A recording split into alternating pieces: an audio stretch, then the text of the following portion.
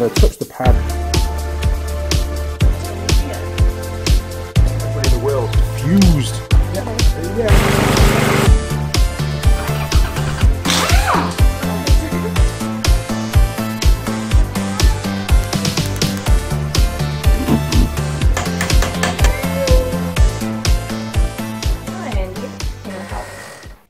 Now then, crew, and welcome back to the Andy Mechanic YouTube channel. Now, I had a little hunch I was going to have to make a second video on this, so here it is. Very short and sweet. There's been lots and lots of very constructive comments regarding the best way forward to remove this centre wall in the workshop. We need to make it open plan. Now, just got my little crib sheet, Sword of the Lord. Thank you very much for your comment.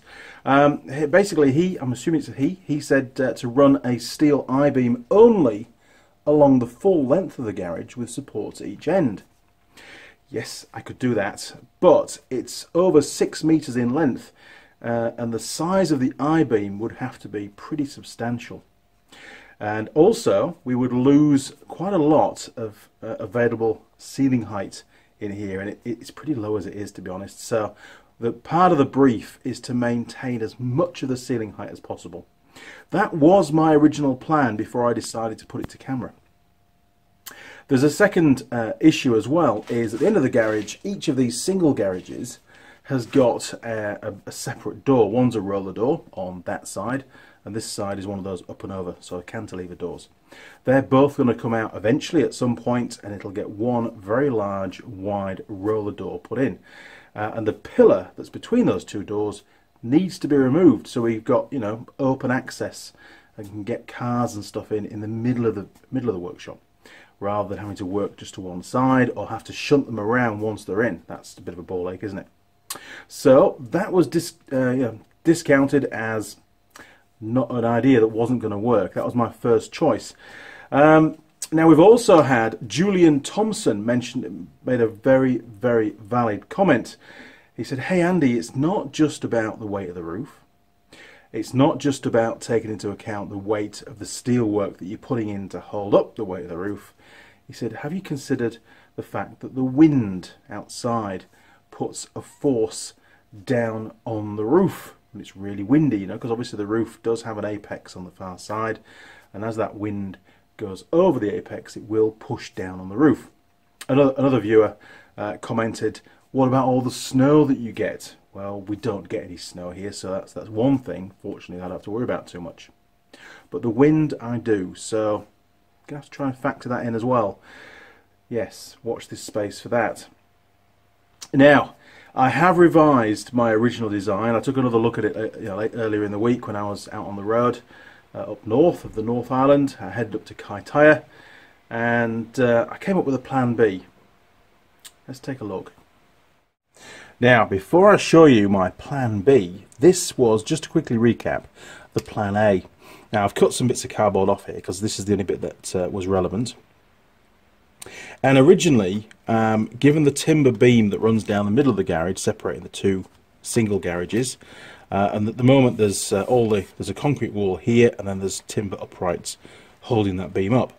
Originally, I was going to basically make a C-section channel out of some 12mm steel plate, and each of these I-beams would have been welded to either side or bolted or whatever.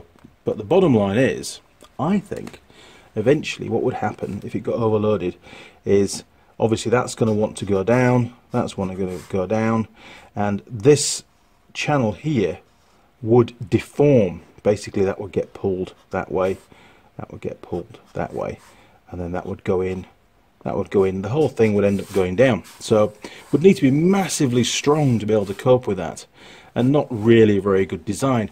Now even with those steel tubes and bolts at the top to try and give it additional strength, that wasn't going to work, or if it had, it may not have worked for very long.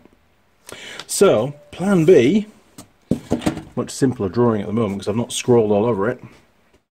We're going to maintain the same end mounts. I wanted to have a horizontal plane mount so I can add additional thickness if need be to load up those I-beams to make sure we're fully supporting the roof, and any droop in the steelwork could be compensated for with those shims.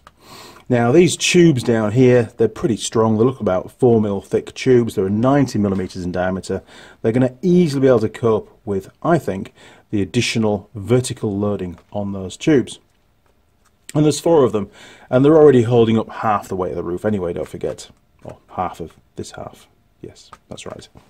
So I've taken out that channel, that C-section of steelwork, and now the I-beams are going to go straight through the timber. We're going to cut notches into that timber beam to maintain the full profile of the I-beams all the way through, which obviously is a much stronger option. Now obviously there's a very shallow angle at this point, then we have to go horizontal as we go through the beam, and then it's going to have a kick up to get an apex on the other side. It is a very shallow apex, but I may well be putting a bar across here as well, just if nothing else, so I can hang things off it, I suppose, but it will actually give us that standard triangle effect, and at least make this side a lot stronger as well. You know, strength is always a good thing, isn't it? And these 2 pieces, we've got the A and piece B, are joined here by, again, some 12mm plate with, I think it's 9 bolts. Is it 8? No, 8 bolts around those 2 plates, and there's a drawing on that a bit later on. So this is my plan B, and I reckon this is going to be okay. Reckon is the word. Okay, what's next? Right, so just focusing on that joint, just to recap, that's basically what we've got, and we're going to maintain that design. I don't see any problems at all with that. Plenty strong enough. Now, as regards where the beam goes through the timber, let's head over and I'll show you what I mean first of all before we discuss this bit. So first of all, we've got the steel poles. They're 90mm diameter vertical poles, and I want to basically keep the I-beam above the height of the bottom of those timber beams, so we're not losing any additional height whatsoever. And it's going to come across here, and I've marked out one of them. Now obviously at the moment we've got all these vertical timber posts holding the roof up all the way down, so there's plenty of strength there. It's not a problem. That goes down to the concrete floor, concrete wall down there, look. So we shouldn't have any problems at all notching that out, because that side's supported by 2 beams, and this side obviously has got a beam there as well. And there's one not too far away, so I'm not worried. And we'll make sure it's not a windy day. So we'll notch that out, and then the I-beam will go straight through there, all the way through, pop out the other side, and then kick up to do the apex. Where are we now? For the other roof. Over there, look. Just like that wooden beam is doing. So it's pretty easy. Okay, right. Back to the bench. Okay, so we've got here just a representation of the timber beam that runs from one end of the garage all the way to the other. And there will be 4 steel I-beams. I've just put 3 on this particular drawing because I wanted to come up with a way where installation of these beams is critical. I'm basically doing it on my own, so there's only me around. I don't want to go in and hire a load of acro props and bits and pieces. So what we're going to do is fit the steel beams in first, which is obviously the I-beam. So we'll put an I-beam in, we'll notch the timber, put the I-beam in, weld it all up, bolt it all up, tension it and everything. And then to support that, because at the moment we're still going to have those wooden beams either side, don't forget, in each instance, we'll be able to put in this steel plate. Now this is again a 12mm plate, it's 275mm long, which will give us about 100mm overlap on the timber on either side, and that's bolted directly to the underside, the flange on the I-beam, and that will provide the initial support for those lengths of timber. And they're about probably 1.5 meters between each one. Yeah, it's a 6 meter garage, there's 4 of them, so maybe 1.6 meters of timber length between each I-beam. So they're going to go in first. Once they're in, we're going to remove the timber uprights. I am going to remove the timber uprights, and then once we've got 2 adjacent beams up, we can then put some 50 by 50 angle, with an 8mm wall. We'll go under there. Again, I've chosen a thicker wall and less sidewall height on the angle, because again the brief is to maintain as much headroom as possible.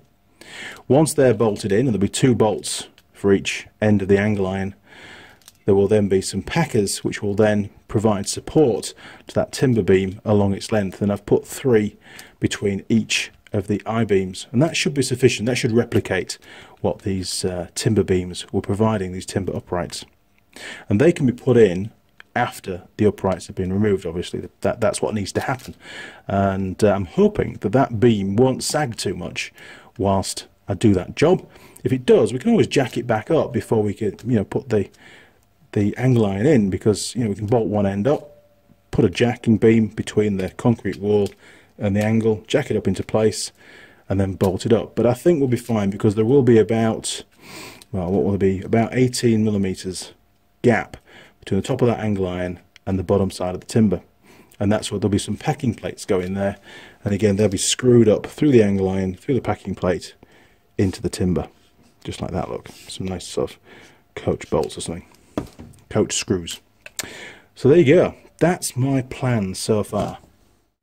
So lots more drawings have been going on, scribbles on bits of cardboard and stuff, which is how I tend to do things, and I'm sure most of you do the same job as what I do. We're not all qualified structural engineers, and I think probably the best plan of attack, just to make sure that that section of I-beam that I'm proposing, which is UB14, which is 150mm in its main length, so as the beam's mounted, that'll be the vertical length, and 75mm in width. It's basically about the smallest section I-beam that the steel supplier that I use supplies. The next one up is 180mm, but I think that might be too much, and it will compromise more of the head height, and that's what it's all about. And it's only a light roof, it's only a bit of tin and a bit of timber, it doesn't weigh that much, and I'm not going to walk on it. But hey, that wind could be an issue, couldn't it? It's quite sheltered around here. So the plan, I think, is to get, when we first get delivery of that timber, of that steel work, the lengths it'll come in a 6 meter length. We'll cut it down a little bit, and we'll mount it from one of the steel poles on one side to the support that I'm going to be making off the top of the concrete wall on the far side. And I've estimated about 350 kgs of weight per I-beam is being supported. Yeah, I reckon that's probably about right. And so what we can do is we can put the crane scale on there, we can apply 350 kgs of weight, and we can measure the sag of that beam. Pretty easy, isn't it? And if it's pretty bad, then we know it's a non-starter and we're going to need bigger beams. So I'll just order one beam to start off with. So give me your thoughts on this revised design. What do you reckon? Do we need to really go bigger on the I-beam section? It's only a little garage, It's not a big commercial building. There's no weight, there's no second story. It's just a tin roof. So if you're a structural engineer, give me your thoughts. We're spanning a width of, I think it's 5.9 meters. I think it was 5.9, can't remember now. 5.9 meters from one side of the garage to the other side, the two single garages, 5.9 meters, and each beam's holding up 350 kgs. Is a UB14 beam going to be enough? I know it's all about accepted deflection. Am I concerned about it deflecting 10mm? Not at all. 20? Ooh, maybe. 30? Probably too much. So give me your opinions. It'd be much appreciated.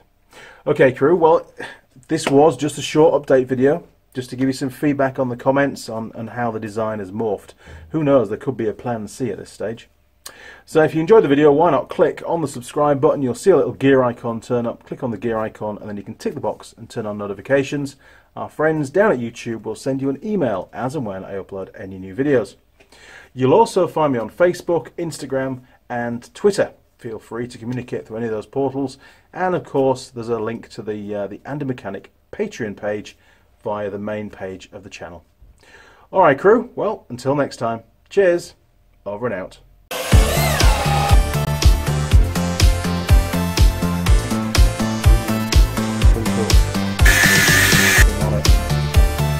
And you get the flip again. Oh!